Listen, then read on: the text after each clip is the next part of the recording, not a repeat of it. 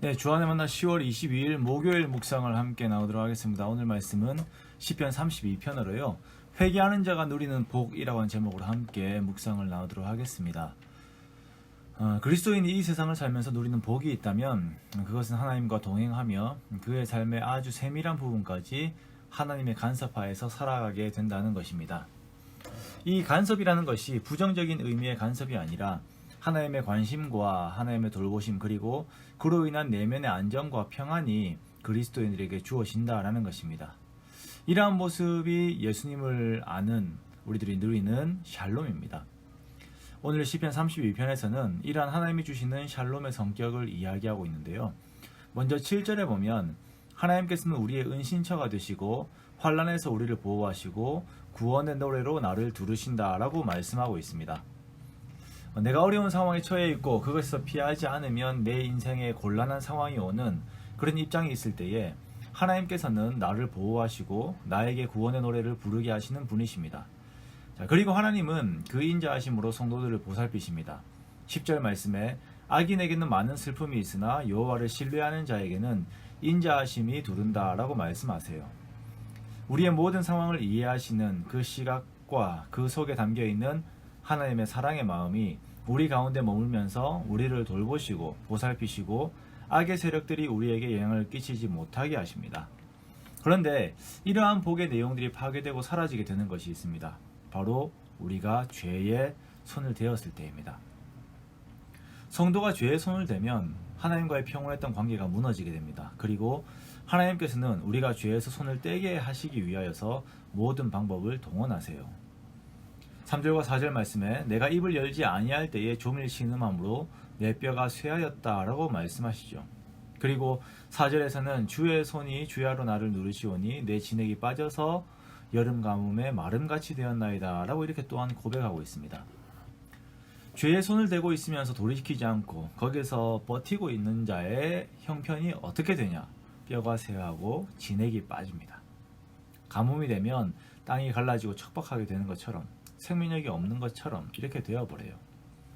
그런데 자신의 삶이 이러한 상황이 되었을 때에 그 원인을 다른 곳에서 찾으면서 여기에서 또는 저기에서 내 도움의 손길을 구하고 아니면 하루하루 원망만 하고 살고 있을 때에는 계속 하나님께 매를 맞게 됩니다. 부모님들이 아이들의 매를 때리는 이유가 이 아이가 깨우치고 돌이켜서 바른 길로 걷게 하기 위해서죠. 그러나 매를 맞으면서 자신을 돌아보지 못한 아이는 멀리 험한 길을 걷게 되는 것이에요. 그리스도인들에게 주어지는 큰 축복은 우리가 마음을 돌이키고 회개하였을 때에 하나님과의 관계가 다시 회복되는 길을 우리에게 열어주셨다라는 것입니다. 우리가 죄를 지을 때마다 그 죄에 대한 대가를 지불해야 한다면 그것이 바로 지옥이 될 것입니다. 그러나 하나님께서는 우리의 허물이 사함을 받고 우리의 죄가 가려지는 그 은혜의 길을 우리들에게 열어놓으셨습니다. 그 은혜의 길이 바로 회개입니다. 그리고 회개는 복을 향하는 통로예요. 죄 가운데 있는 우리를 하나님께서 징계하시는 그 하나님의 속마음은 우리가 하나님께로 돌이켜서 정직한 길로 행하는 것을 하나님께서 원하십니다. 하나님으로부터 등을 돌려서 죄로 걸어가고 있는 우리의 그 뒷모습을 바라보시면서 우리가 그 방향을 돌이켜서 하나님께로 다시 걸어오기를 원하시는 것입니다.